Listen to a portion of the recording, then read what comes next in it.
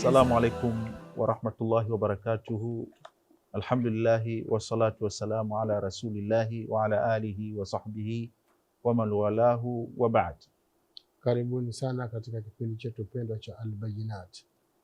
Albayinat ni kipindi ambacho kinatafsiri Qur'ani, kinatafsiriwa na Qur'an na mashekhe kwa njia ya ufupi na wepesi zaidi.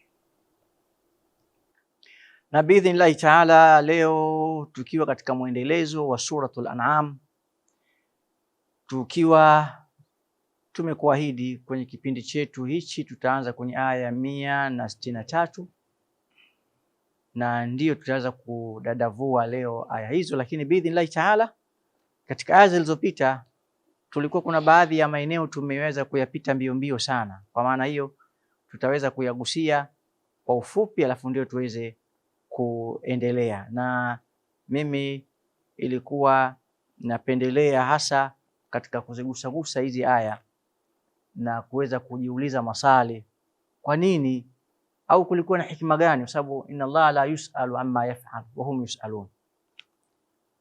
Malipo ya Allah kwa waja wake yakaanza na 10, man jaa bil hasana falahu ashru amthaliha. Na katika pita yangu na kama Sheikh Alizbel alijibu vizuri sana hili swala. Malipo yanaanza kwa 10. Wafanya biashara wengi atakuzidishia faida mara 2 mara 3 kufika 10. Na hii kuna kisa kipindi cha njaa, utawala wa Umar al-Khattab, Uthman bin Affan aliingiza chakula Madina.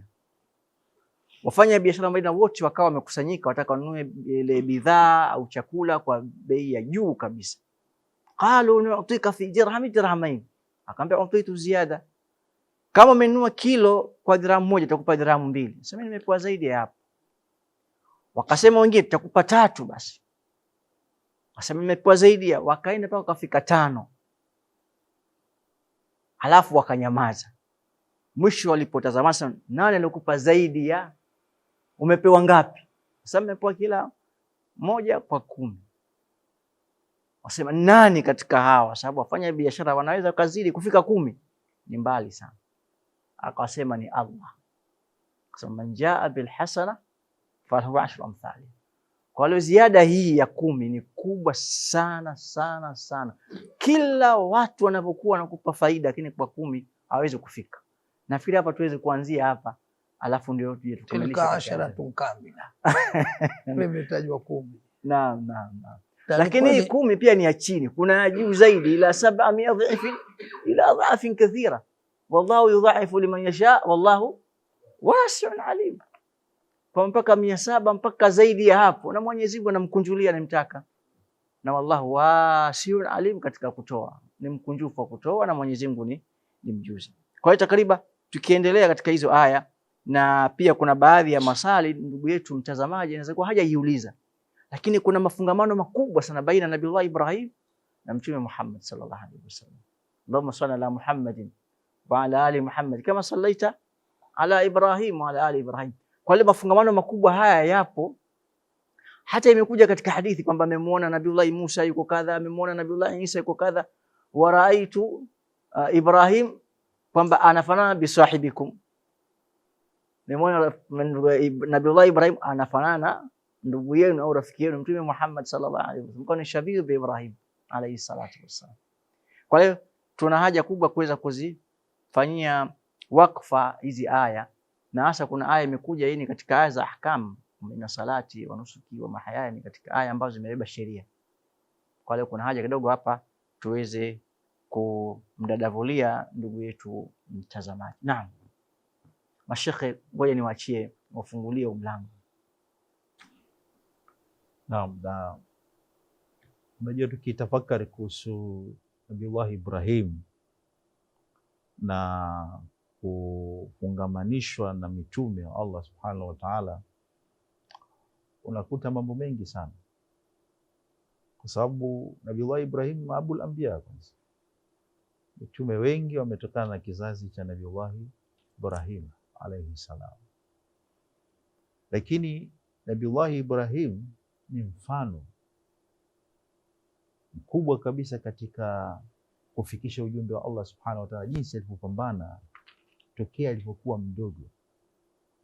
Utakuta kwamba mfano Qur'ani inasema sami'na fatan yadhkuruhum yuqalu lahu Ibrahim, kwamba tumemsikia kijana mmoja anataja vibaya hii miungu hii, na huyo ndiye alivunja miungu hii, anaitwa Ibrahim.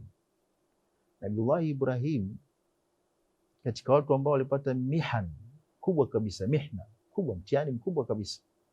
Fikiria watu wake waliamua kumchoma moto.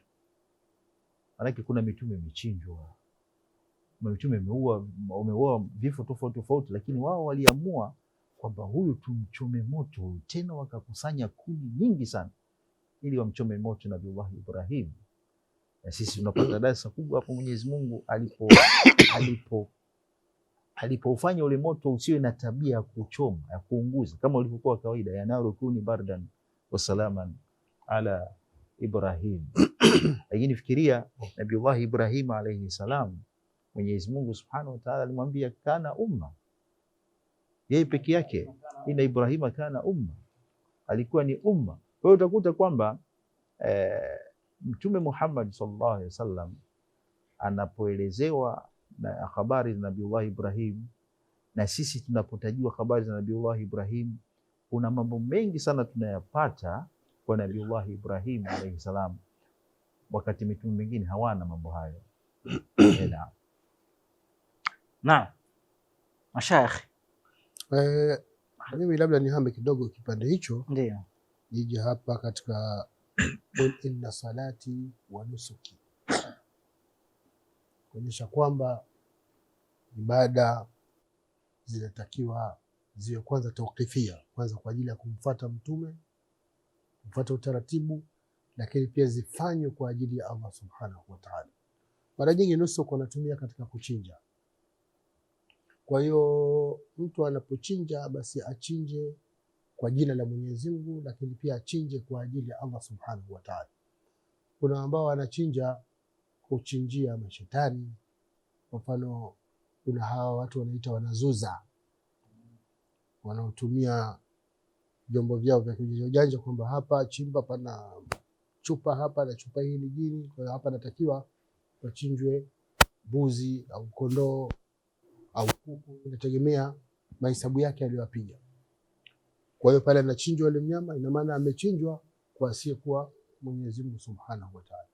Na Allah pia alishakataza mapema katika aya nyingine, wasali kaamrisha kwa kuchinja, fasali li rabbika wanhar, ay wanhar li rabbik, chinja kwa ajili ya Mola wako, na vile vile usali kwa ajili ya Mola wako, kwa maana ufanye hayo kwa ajili ya Allah subhanahu wa ta'ala. Kwa hiyo tabia hii sasa hivi imekuwa ni kubwa sana. Nadhani vipindi vilivyopita tuliwahi kuzungumzia baadhi ya vijiji, kama kuna maiti inatolewa mbali inaletwa pale, wanasema asiingie pale mjini mpaka nje ya mji kuchinjwe. Chinjwe kama ni mbuzi au nini. Sasa uchinjaji ule ni uchinjaji ambao unakiuka taratibu, kwa sababu hukuchinja kwa ajili ya Mwenyezi Mungu, umechinja kwa ajili ya shetani. Kwa maana ule mji una maana una shetani au mzimu, wanafanywa vile. Kwa ujumla shekhe, maana nataka kusema mtu ambaye anayechinja kwa mfumo kama ule, huyo si Muislamu. Sababu man dhabaha li ghairi Allah faqad ashrak, katoka. Na watu wakibeba itikadi kama hizo, maana yake ule mji takriban kama vile wamebeba itikadi za kishirikina, kama vile si Waislamu. Na jambo ni kubwa sana hakika. Huingizi mwili wa maiti bila kwa kuchinja, na wala huutoi bila kwa kuchinja. Lakini kinachomshangaza zaidi, aliyeshika kuku wakati kwamba sijui ni mahitaji gani ndogo ndogo hizi za kubeba majanaeza hizi, keri, asante, ni mwalimu kabisa. Ndio kuna haja kubwa sana wakati mwingine tuwafanyie training ama walimu wengine wa vijijini au wapi, ni hatari. Kashika kuku mwalimu, jifika njia panda pale au ni sehemu fulani, ndio watu wanaona. Mimi nimeona hata baadhi ya vijiji karibu hapa, sina haja kuvitaja sababu wenyewe nimekufurisha. Na hilo neno mwalimu lina maana pana sana kwa yule. na huenda ikawa mwalimu kwa tafsiri nyingine huwa lina mustalah tofauti kabisa. Basi kabisa. Umeelewa falsafa. Na ajabu huko unapozungumza jambo hili kwao, kuchinja lina anwaa. Kuna kuchinja kwa kisu na kuna kuchinja kwa meno. Subhanallah. Amba huyu ugonjwa wake ili apone, kuku asichinjwe kwa kisu. Utamkuta aonyesha ufundi pale aje, alafu atupwa kuchinja. Subhanallah. Na pia kuna mfumo mwingine wanachinja kwa kisu. Huyo ambaye mmesema ni mwalimu, kwa mustalahi huo basi haraka huwa anakwenda kuivamia pale kwenye shingo ya mnyama, ile damu anainywa yeye. Allah. Mimi katika bahati mbaya kidogo shekhe, niliona kwenye jamani alisha kwenye WhatsApp, lakini muda mrefu, kijana mmoja, yani tuseme ni ustadhi kabisa, ana vijana wake pale kawaweka, huyo anasoma, kapanga zile aya, anasoma hii, anasoma hii. Baada ya hapo akafikia sasa kwenye kuchinja, kavaa kanzu na kofia. Baada ya kuchinja tu haraka akakimbilia kunywa ile damu. Hasa nikasema hii inaleta taswira mbaya, kwa maana kwamba watu wanasoma Qur'ani alafu wakati huo wanafanya ushirikina na maana ya Qur'ani wanaitumia vibaya wakati sio lengo la Qur'ani. Hayo ni mambo yanafanyika katika, na sijui ile ni itikadi au ni mikwara tu, yule anayefanywa vile kuonekana lile jambo ndio dawa nzuri. Ni itikadi. Katika baadhi ya maajabu, hata wale wanyama wenyewe wanaofanywa vile hawapendi. Sababu mimi nakumbuka kuna kipindi watu walichukua mbuzi wakavuka bahari wakaenda kwenye kisiwa wamchinje kule kwa ile itikadi zao za kishirikina. Yule mnyama alikimbia mbio nyingi, alafu akamkosa. Wakakaa kwa muda mrefu, ilikuwa ni beberu mzuri kabisa. Ikawa wakimuona mpaka wanamuogopa, anakuwa mkali sana, anashakuwa na tabia za porini. Kwa hata mnyama kufanyiwa mambo kama yale pia hapendi. Mpaka utakuta mmoja katika baadhi ya Makureishi kipindi hicho alikuwa akamwambia, jamani, mnyama ambaye Mwenyezi Mungu kampa afya njema, kamletea mvua, kamnoteshea majani, amekula, ameshiba, amenenepa, baadaye mnamchinja kwa sikuwa yeye mwenyewe Allah Subhanahu wa Ta'ala. Ukiangalia kweli ni mambo ambayo yanaenda tofauti. Mpaka nashangaa mtu pia anawezaje kupata ujura akamla mnyama kama yule. Kiukweli haya mambo yatakiwa yazungumzwe kwa upana sana, sababu yanasua, hazifai kuliwa. Yanasua. Mwingine pia na nyumba yake mpya na kwingine, basi lazima achinje, mwage damu sehemu fulani. Kuchinja hujakatazwa, lakini kuchinja kiitikadi kama hii ni shirki. Kini wachinja wanyama ukawapa watu sadaka, naona na hivi hujakatazwa. Sadaka kama nyama, chakula, na pia ndani ya moyo wako, sio kwamba wachinja kwa ajili ya Allah. Naam. Sio kwamba vipi kumwaga tu. Kumwaga pia kuna nini? Kuna kupakaza kwenye vizingiti, kuna kwenye vipembe, ambaye afinga ambiwa nyumba isifanyeni. Kufinga ni kuweka kinga hiyo. Weka kinga. Kuzuia chochote kibaya kisije. Naam, mashekhe, naona tuchukue mapumziko mafupi alafu tutarudi. Naam, ndugu yangu mtazamaji, naona maudhui imenoga kweli, na hasa kwenye maeneo ya kuchinja wasiokuwa Allah Subhanahu wa Ta'ala. Baki pamoja na sisi, tutarudi.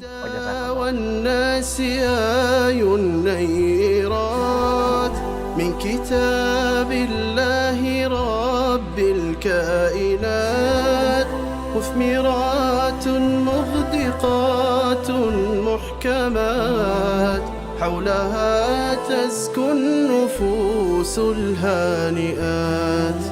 كم سمات روح ونارت من حياة بين أنهار البشائر والعظات، واستلذ القلب فهما وثبات. إنه القرآن حيث المعجزات. بينات إنه القرآن حيث المعجزات. مجددا أحييكم بتحية إسلامية الخالدة. السلام عليكم ورحمة الله وبركاته. Ndugu yangu mtazamaji, tulikuwa katika aya ya 163 ambao unasema qul inna salati. Hapa ilikuwa ndio tunaogelea na ilikuwa ndio tunaanza kipindi chetu katika siku yetu ya leo na kuweza kuendelea. Naam, ilikuwa mzungumzaji Sheikh nani? Sheikh Al-Zuberi? Hatu yani ukubwa kwenye neno qul inna salati wa nusuki wa mahaya wa mamati, yani kuonyesha ukubwa wa kalima la ilaha illa Allah. Imetaja swala ni ibada kubwa na pia kuchinja imetiwa ndani ya ibada na haya maisha yako pia uishi la ilaha illa Allah, usiishi kinyume cha kitauhidi. Yani kama niliotangulia kusema kwamba mfumo huu wa dini huu wa Kiislamu ndio mfumo sahihi mpaka kufa pia ufe na la ilaha illa Allah.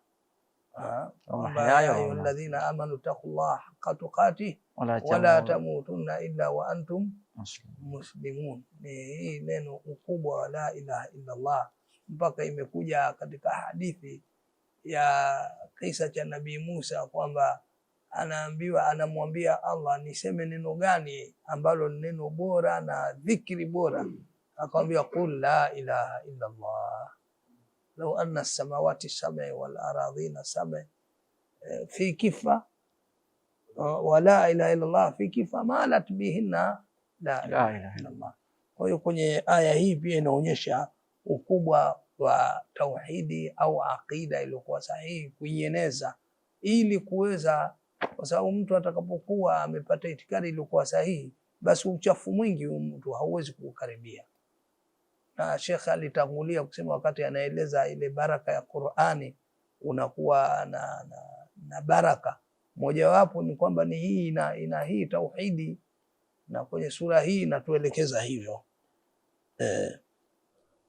Pia Sheikh, hapa ni kiungana na wewe katika hapa mahaya wa mamati, kwamba mtu anayetakiwa aishi, kwa sababu yeye Mtume sallallahu alaihi wasallam ametakiwa tangaza, sema kwamba sala yangu, ibada zangu nyingine, kuchinja kwangu na maisha yangu, yani anaashiria kwamba maisha ya mtu yaishi kama vile Allah anavyotaka, na vile vile afe na hali ya kuwa katika mfumo ambao Allah anauridhia. Na dhani Sheikh alizungumzia swala kalimatu la ilaha illa Allah, ina maana iwe katika maisha unaienzi la ilaha illa Allah na mpaka unaondoka duniani unaienzi la ilaha illa Allah, kwa sababu ndio kitu cha kwanza, ndio kigezo kwamba mtu akifa ikawa neno lake la mwisho la ilaha illa Allah, basi amefaulu. Na pia akiingia kaburini, moja ya maswali kuulizwa ni kuhusu la ilaha illa Allah, akijibu vizuri amefaulu, akifeli. Lakini haya ni vile alivyoishi duniani, aliishi nayo la ilaha illa Allah, amekufa nayo la ilaha illa Allah. Kinyume cha hapo, kama akaletea ujanja kuja kusomea alazimishwe, hapo itakuwa amefeli.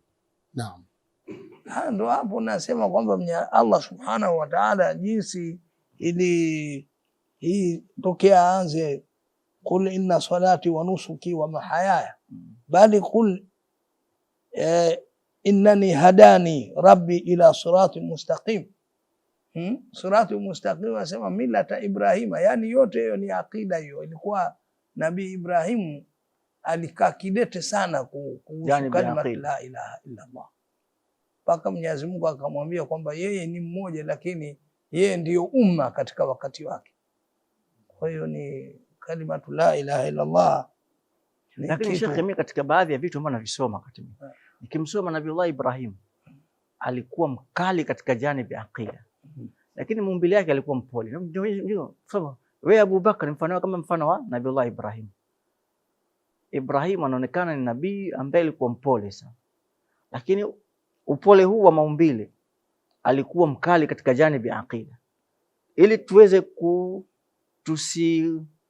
tukachanganya baadhi ya mambo, kwamba umekuwa mpole wa tabia, hata janibi ya aqida pia ni mpole hivyo hivyo. Sijui toka nimefahamika hapo. Kwa hiyo tabia yatakiwa uwe mpole, lakini upole katika mahala pake, na uwe umkali katika sehemu yake, sio upole mpaka ni upole wa kizembe.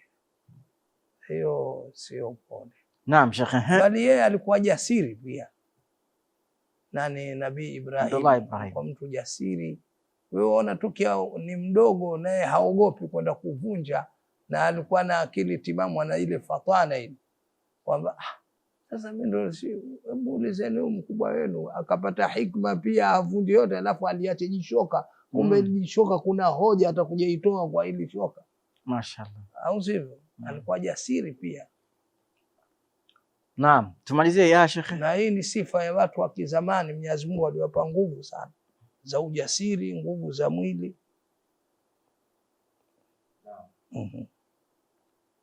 Kuna aya kadhaa sio kipindi kikatumalizikia kabla hajamaliza hii sura, na kuna aya 2 3 tu hapa. Tuendelee. Mimi nilikuwa natia nyama sehemu hiyo tu. Naam Sheikh Ali. Naam, Sheikh nafikiri alianza na aya qul aghaira Allahi abghi rabban wa huwa rabb kulli shay wala taksibu kullu nafsin illa alaiha wala taziru waziratun wizra ukhra.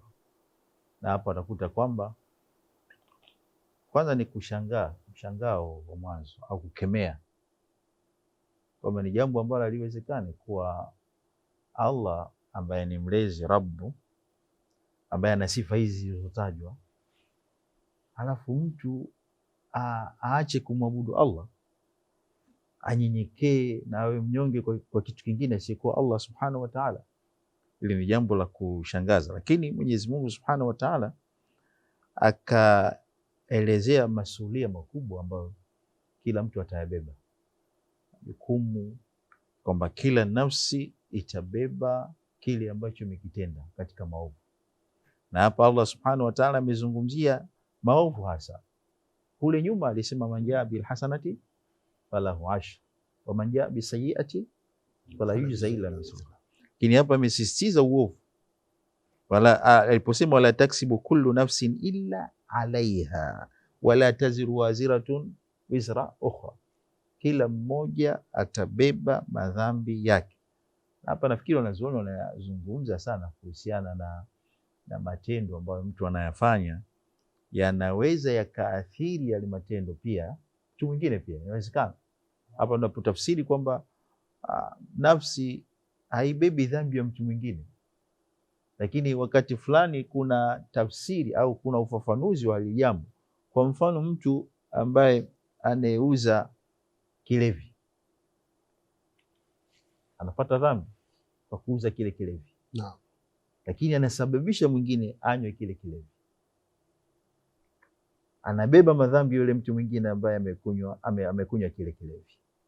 Kwa unakuta kwamba si kwamba makosa yale mtu ambaye anayafanya yatakuwa yana athari kwake yeye tu peke yake, bali mengine yana athari mpaka kwa mtu mwingine na kinyume chake pia na matendo mema. Ndio maana mtu anatakiwa aache alama njema hapa duniani.